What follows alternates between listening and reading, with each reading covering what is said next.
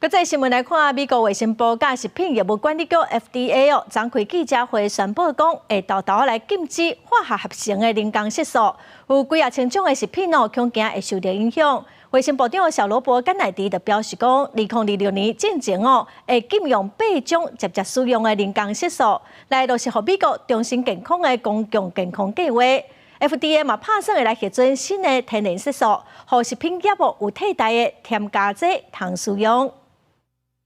And we're gonna get rid of the dyes, and then one by one, we're gonna get rid of every ingredient and additive in school in food that we can legally address.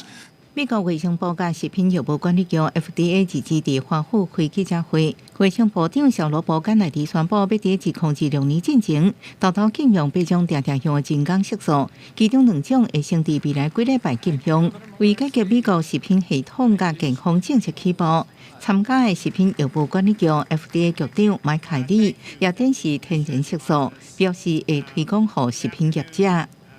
Red dye. Try watermelon juice. Or beet juice.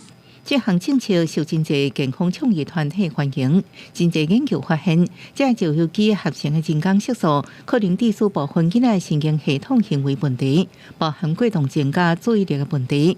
FDA 1月已经宣布，常用伫糖啊、糕啊、饼啊甲药物的红色3号色素，会伫2018年停用，原因是伫实验鸟鼠身躯发现癌症。In summary, we are simply asking American food companies to replace petroleum-based food dyes with natural ingredients for American children, just as they already do for children in other countries. American children deserve good health. 包含加拿大甲澳洲使用人工色素，爱伫包装顶缘附警告标签。当地制造商也安尼倾向用天然色素添加物。美国 FDA 也伫自治宣布几礼拜了后，会核准4种天然色素添加物。未来会继续核准更较侪种类的天然色素，来协助食品公司改良食品的配方。公司新闻张淑芬编译。